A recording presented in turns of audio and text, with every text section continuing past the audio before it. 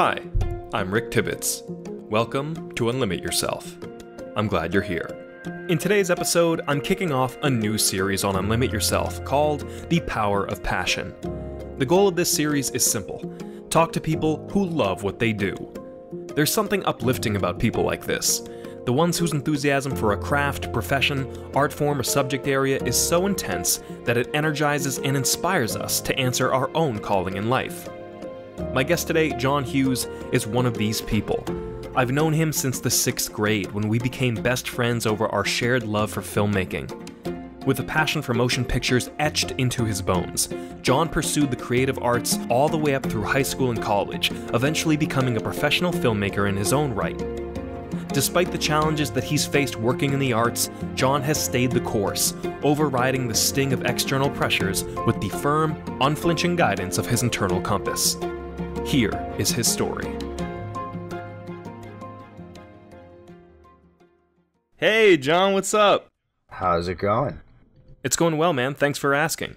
I'm so excited to have you on today, and one of the reasons why is that you and I share an impactful history.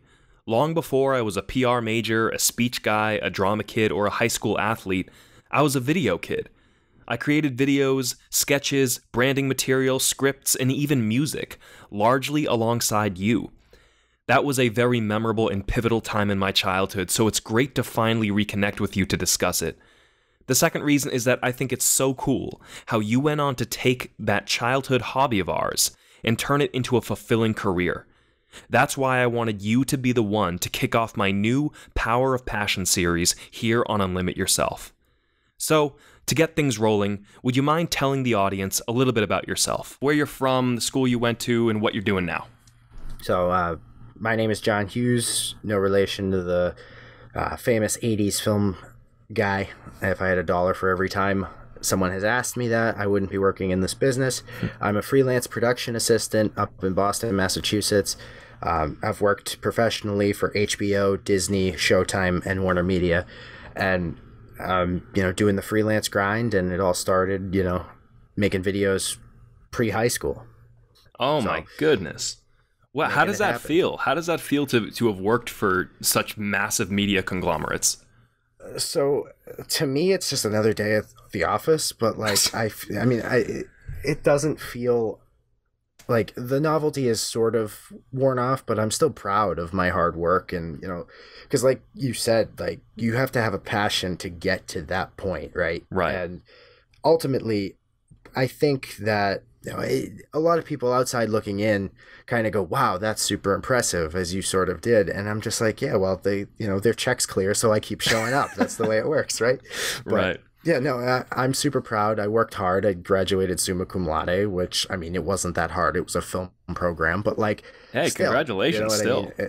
Thank you. And that's just it. It's all about networking, and it's all about who you meet on those jobs, and that's sort of name of the game. And that's not exclusive to working professionally in the film industry. That's, every industry is like that, but especially when it comes to art, because art is a collaborative process, and art is meant to be shared. And I sort of have this notion that you don't have to be the best at everything. You just got to be really good at one thing. And if that happens to be people pleasing, you're going to keep getting jobs. Right. Well, it's true. Once you have those interpersonal skills, that helps in any industry. I'm not in film, but in the world of communications, it really is who you know. For sure. Yeah. So aside from just the daily grind, let's talk about the more intrinsic, the more emotional aspect of this all, and the whole heart of this discussion. Let's begin way back, even before I met you, when your passion for film was sparked. What did that for you, and where did your love for filmmaking begin? So, for me, art has always sort of been there in my life, in one way or another. As sort of digital natives, we kind of grew up with like screens always in our face, be it television, computer, and just moving graphics or whatever. It's all fascinating. If it can make graphics move, I was like hooked on it. Like, it was me too. Just super fascinating to see, okay, not necessarily understanding like, okay, there's tubes in the old school TVs and stuff that make the picture happen, and there's, interlace and progressive whatever. You don't have to get into the semantics to know that's cool. I like the color of that. But beyond just, growing up and being, babysat by television, I think a lot of my, desire to do artistic things happened from an early age. It boils down to, my learning style was very much tied to art in a sense, because art in and of itself is very hands-on and you manipulate things and create things. And I like the idea of creating things. And, that's sort of where I think it came from, was growing up at the right place at the right time in a world pre-smartphone for a little bit. Right. And growing up with parents who sort of fostered the arts and always did through my life and still do to an extent, because they're somehow supportive of what I do professionally, even though it's not, it's uncouth in a sense. Yeah. But I think their support and because they were always supportive when it was like high school theater and all this other stuff, all these art things that I did, always sort of, they were super proud of those things. And those things were put in equal perspective to you ace that history test or, did well on your math homework. They were always sort of, on a level field. So I think I gravitated towards art specifically because I just had fun doing it. And I liked movies and TV from an early age because that was super fascinating. Yeah, I'm glad you mentioned your parents and how this passion, this hobby was a bit uncouth, as you said. Because it is, right? I mean, we went to school with a lot of kids who wanted to go into business. A lot of girls just wanted to go into nursing. There were very few really creative types, right? And so for people like us who were very open about our creativity, our expressiveness, and wanted to tell narratives in this really cool digital way, in a way that a lot of kids couldn't even recreate, we were seen as a little weird, a little out of left field, because we didn't correspond with the majority. But that never deterred you. You persisted in this line of work, and that's not easy. The film industry is laden with many different challenges. It can be a sporadic industry, an unpredictable one where it can be hard to find a full-time gig because you're always jumping from project to project. So I'd love to know how you sized up these challenges and decided to pursue filmmaking despite them. In my opinion, art is about making that leap, and that's what I call it, is that leap. Because ultimately at some point, you're working a survival job. And most people do. They work like a retail job or some sort of, other, be a barista or something to pay the bills and help your family if you need to, etc., etc. At some point as an artist, you need to reach this point where you have to make that leap to say, I need to make money off this gift I have, or this, I earned a degree in this thing and I have all these skills. I have to put them to use. Right. So you have to make that leap ultimately. And in a sense, cut back on your survival job or get rid of it altogether. That's sort of what I did. And it's sort of paid off so far, quitting my survival retail job to do 2 weeks of a show, which most people would say that's asinine. You shouldn't have done that. But it opened a bunch of doors for me and I was able to do it because, I had the help of people around me to do that. And I get it that, not everybody can make that leap at the same time because they don't have the support system or money's tight or whatever.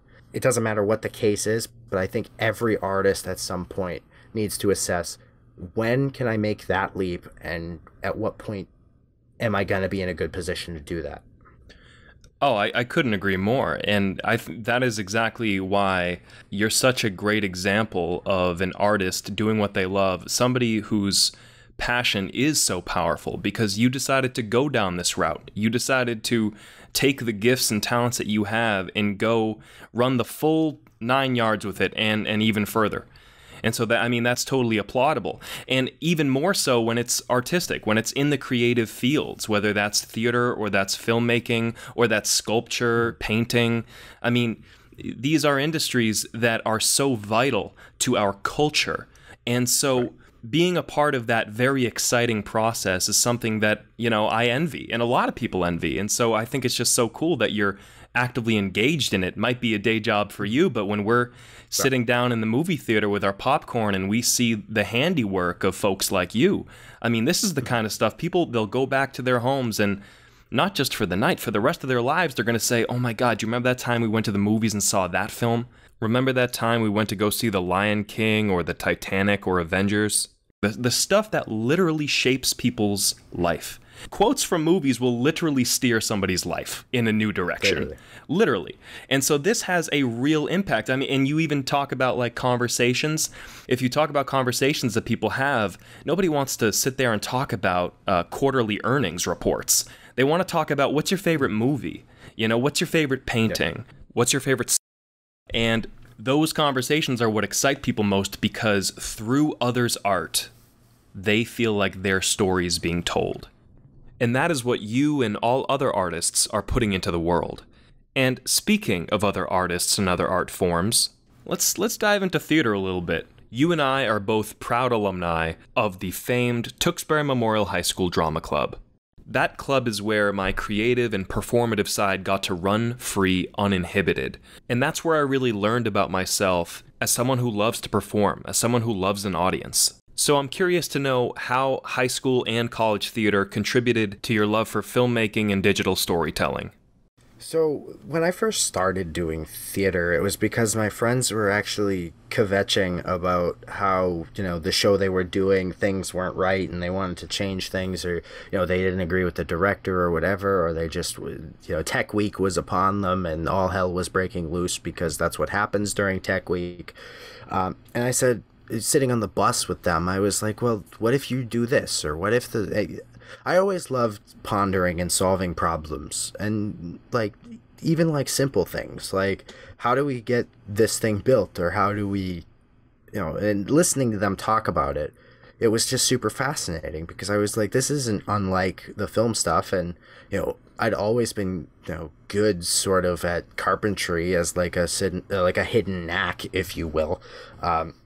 So I was like, yeah, I could do that. And that's sort of always been my mantra, is like, I'll try anything twice, right? Mm-hmm.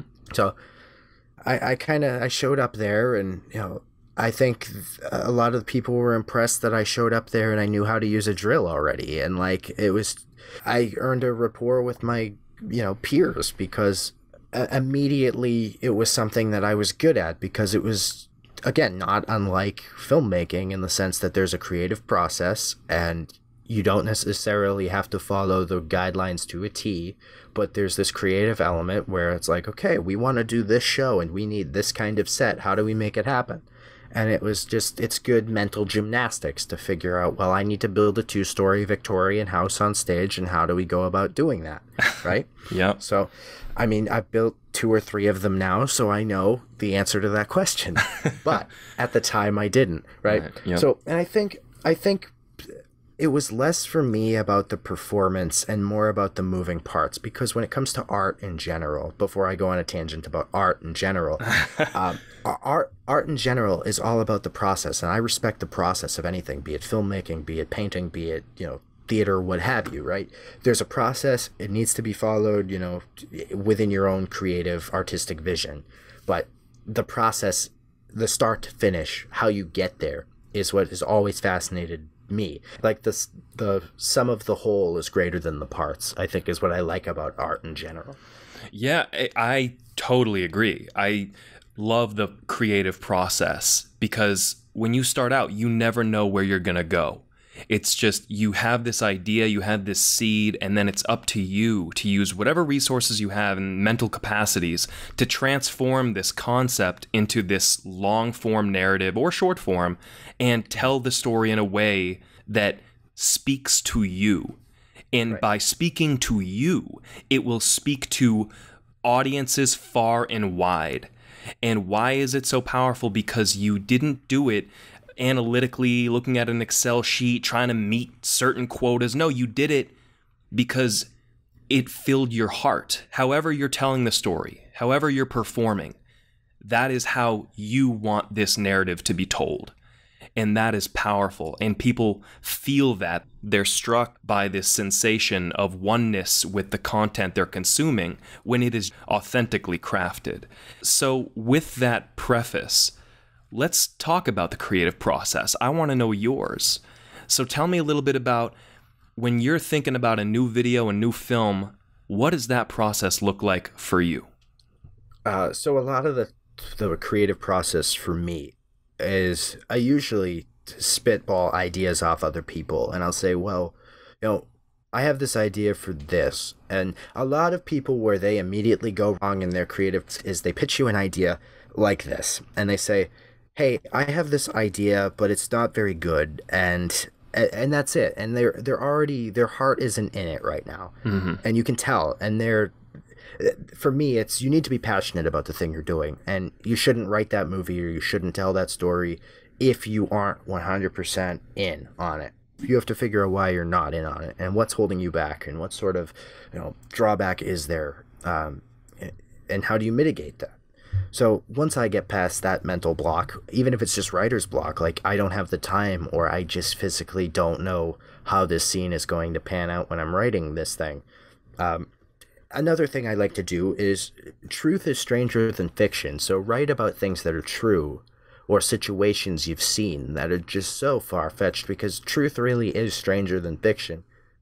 Everything will come together in one way, shape, or form. Like, there have been plenty of, movies and things I've made on the collegiate level that, total dumpster fire, but you get through it, and you're proud that, you got something out of it, right? Yeah. And even if it's bad, even if the actual art you've created is bad and shouldn't see the light of day, hey, you learned something, don't do that again. Mm-hmm. Right?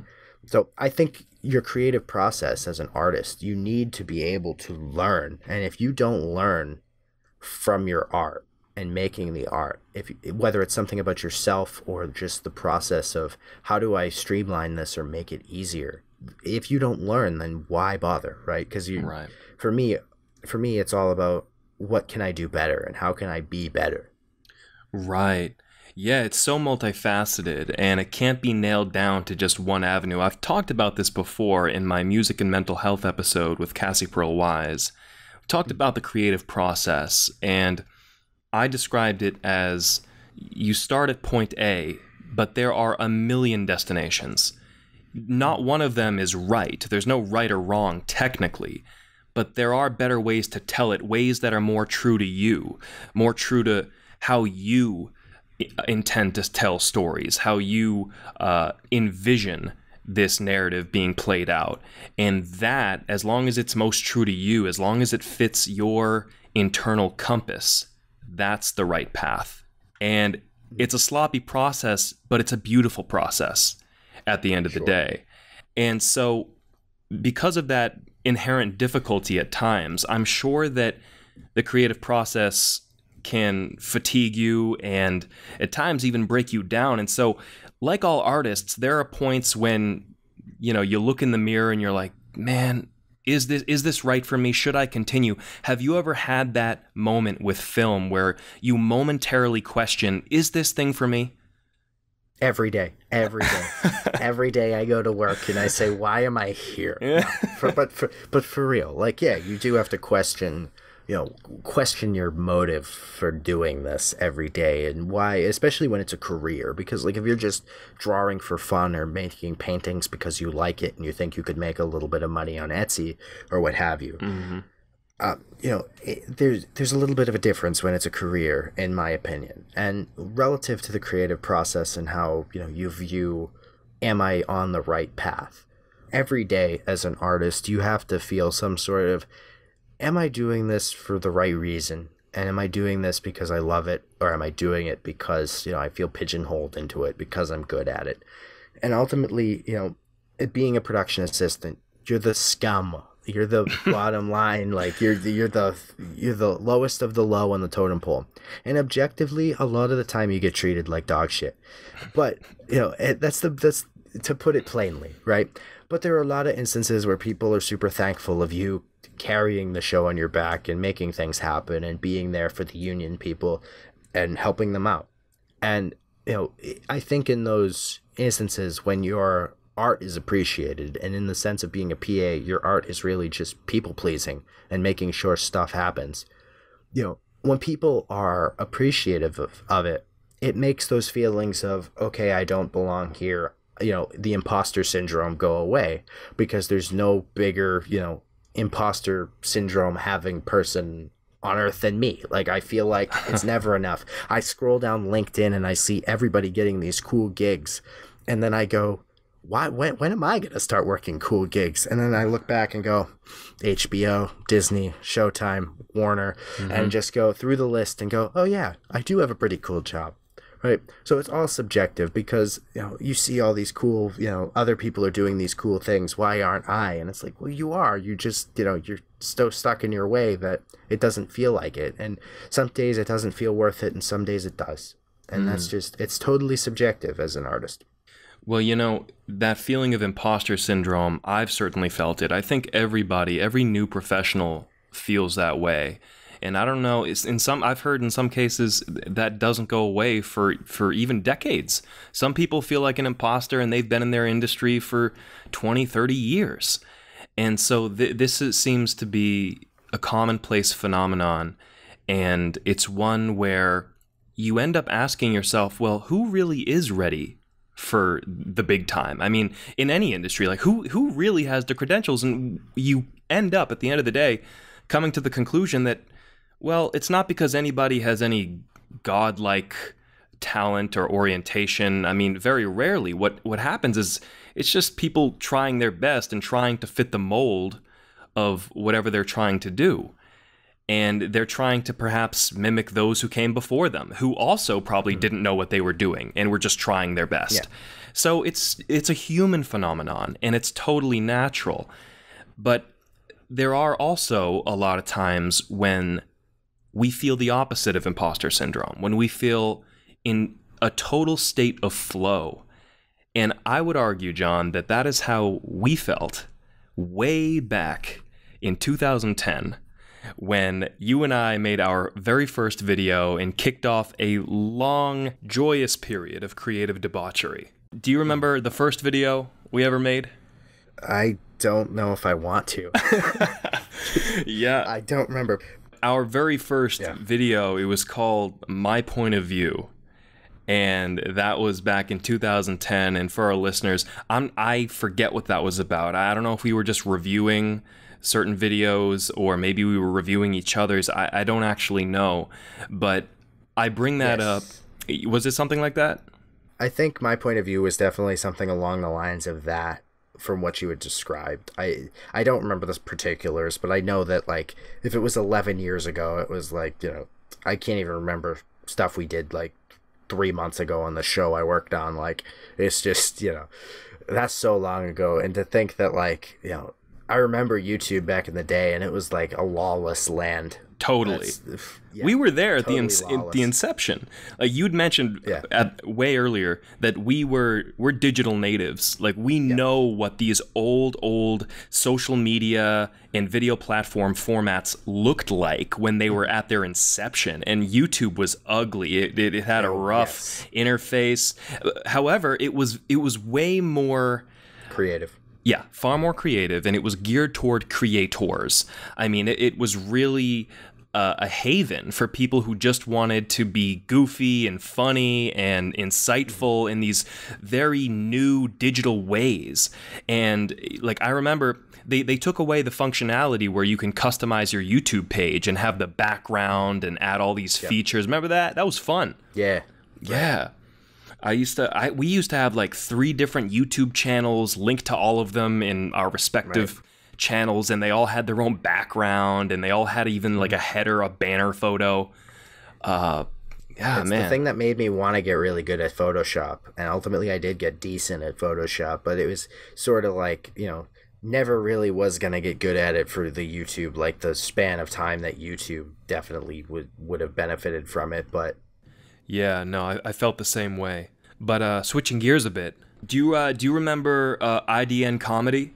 Yes, unfortunately, I do remember that. Unfortunately, Oh man, which was just Yeah, that is like the good thing that I'm pretty sure that doesn't exist anymore, and for good reason. It was just, yeah, that was lawless. That, there were things that, it's just outlandish comedy and just debauchery. That's the best way to describe it.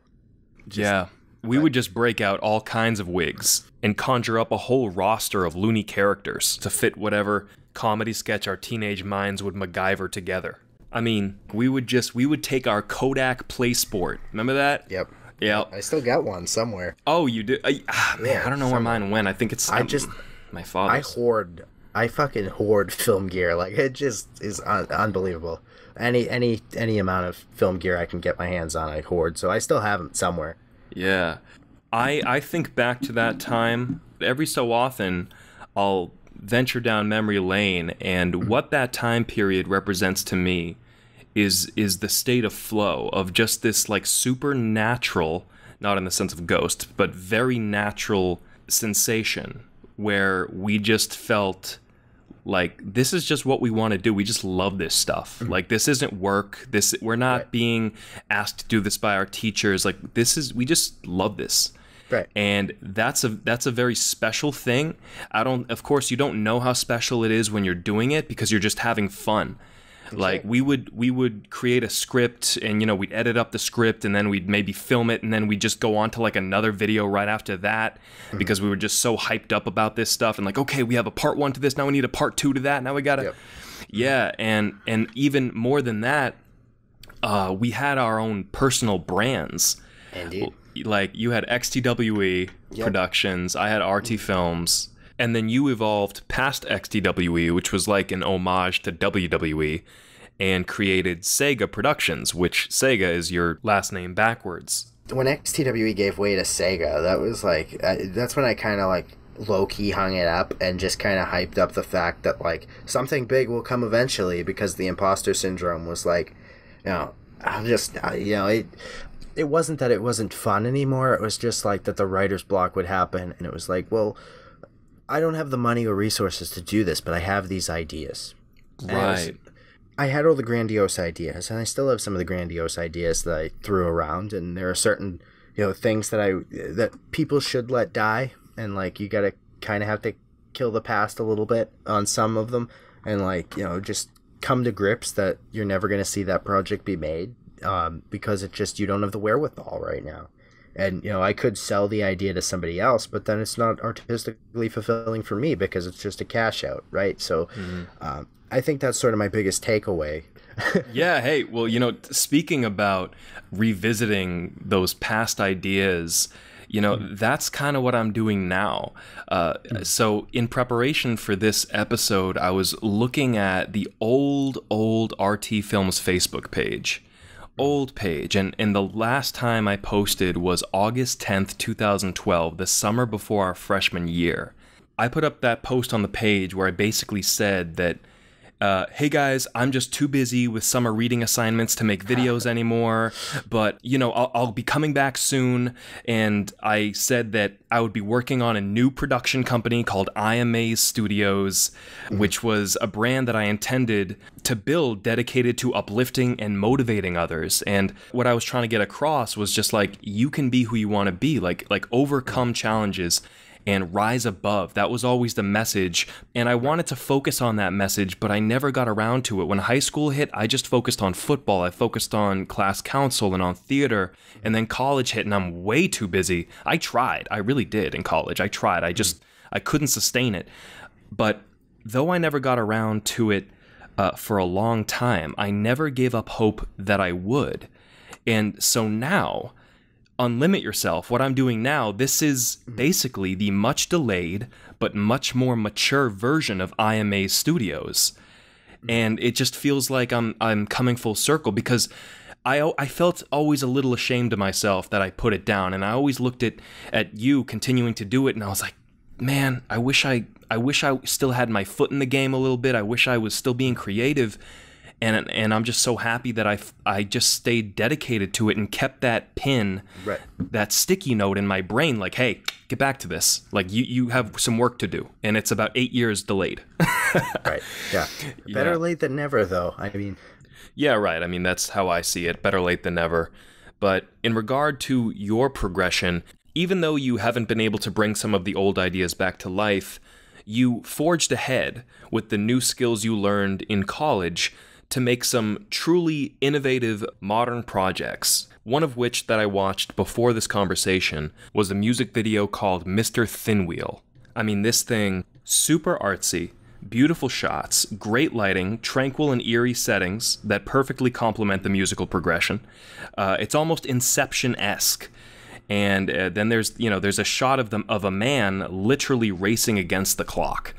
And then the clock goes up in flames. So it showed me that this is not at all 2012 John Hughes. This is not Sega Productions. This is a guy who knows what he's doing, and he has a whole lot more knowledge about the creative process, about the technical skills necessary to execute a intricate and complicated narrative. And this was a fascinating piece because there weren't words. It was just the music. Right. So to see the rising and falling, the climax, all coincide with the ebbs and flows of the music, I thought that was just, the attention to detail was stunning. So the fact that you've reached this level from where you were back in the early YouTube days, and I still think that's really cool, you get to say that you were like a YouTube native. I mean, we weren't as big as Shane Dawson or Ray Williams Jr., but we were there. We were at least in the community, and here you are now. So thinking about the future, where do you want to go with all this? What are some of your major goals as a filmmaker? So I've thought a lot about goals for getting into the industry and staying in the industry, and truth be told, I'm still trying to figure it out by and large, right? It's a vast, expansive sort of industry. There's so many jobs you wouldn't even think exist around. Like, there are people whose whole job is to like deal with the hotels and rental cars for the talent and the crew and all that stuff. There are people whose whole job is like just the greenery. Like, we need a plant here. What kind of plant, should it be? And they're the ones who decide a lot of that stuff with the production designers. And there's so many different positions and stuff that I'm still trying to figure out what is it truly that I want to do. And I think right now the goal is, there's one of two routes I think I could go and be somewhat happy. And the first one is join the directors union and become an assistant director, and just that's like the most stressful job in the film world, but it's something that is a good track to producing, and I like producing content. But on the flip side, I really like the artistic end of things, like what's this guy gonna wear and what. So I think liking the logistics, I definitely think that joining the DGA, the Directors Guild of America, could be fun for sure. Yeah. But then I also like IATSE, which is a lot more of the craft unions and stuff, like lighting and props and set decorating and stuff like that. That is just super fascinating. I'm super passionate about putting stuff in a scene, and like, why does light, what effect does light have on a scene? I'm trying to just get out there in the film industry and just grind, and because I'm happy doing that. I don't have to make my own stuff. A lot of people do want to make their own stuff, and I'd love to, but right now I'm just here to keep grinding and just do my thing. Right, and well, that's the essence of the power of passion. It's a lot of grinding. You just keep on hacking away at it because it feels right. And you don't need any other explanation. It feels right. It's what you love. It's what you need to be doing. For whatever reason you feel compelled in this way to be doing this wonderful work, this stuff that fills your spirit, not just your pockets, but your heart. And that is far more important at the end of life. When we're looking back on everything we've done, we're not going to be so proud that we're raking in six figures and we always had a growth rate over 20% every quarter. I mean, that's not really going to fulfill us at the end of the day. We're going to want to know, what did we contribute? Not on behalf of a company, but on behalf of ourselves. What did we put into the world that others couldn't, and that we had complete control over this vision, whatever that may be? And so I think that the fact that you have remained so stalwartly attached to this industry and have grown. It's inspiring, and people should learn from you and take your example, especially if they are aspiring filmmakers. And lastly, speaking of film, I have to ask this. This podcast would not be complete without the all-important question, what is your favorite movie? All right, word. So I think for a lot of people hate on Citizen Kane for the reasons of it's too long, it's black and white, it's boring.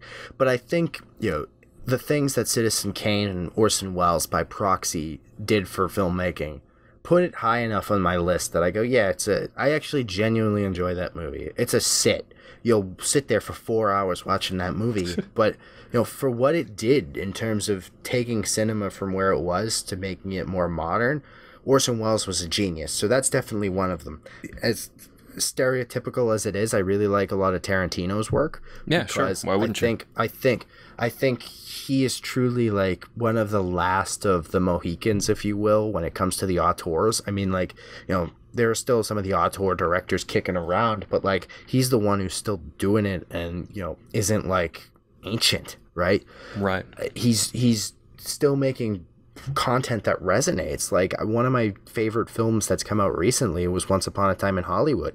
But ultimately, the movies that resonate with me are movies that, make filmmaking as a whole better. Especially the older films that kind of gave way to you have to pay your dues to the old masters and, give them your respect, because the industry as we know it wouldn't be that way if it wasn't for them. Oh, it's so important to pay homage, and I knew that you were a man of refined and exquisite tastes, so I figured that your answer to this question would be unorthodox, and that is a testament to your passion for this, because you've done the homework. You've gone in and looked at the behind the scenes of not only American films, but Russian, old Soviet films, I'm sure films from Italy, Spain, France, yep. and all the rest, and that is a mark of somebody who is truly enveloped in what they do. So thank you so much for that. And before we end this podcast, there's one more thing that I need to tell you. So in conclusion, I want to thank you for being such a positive influence on me when I was a kid and sharpening my love for video making and content creation that endures to this day. Now, I don't know if you remember, but your parents gave me my first real editing software because they found out that my parents didn't want to spend money on it. And, this was a huge moment for me, and it unlocked a world of joy that really lit the fire in me to be a content creator, whether that be video, podcast, music, or whatever. I learned that I love to assemble impactful narratives and tell stories through digital media. And it's why when I went to college, I felt so deeply compelled to be in the School of Public Communications, where they focused heavily on digital media storytelling, and why now I have my own podcast because of those early days making videos with you and with others, but primarily you. So that's my big thank you. If it wasn't for you lighting that fire, really putting fuel to it, and allowing me to have a real great friend to share this passion with, who knows if I would be the person I am today. So thank you, John. You're welcome. Now with that, this has been a wonderful episode. It was so good to catch up with you, John. Let's definitely stay in touch, and I look forward to continuing this conversation in the near future. Absolutely, anytime.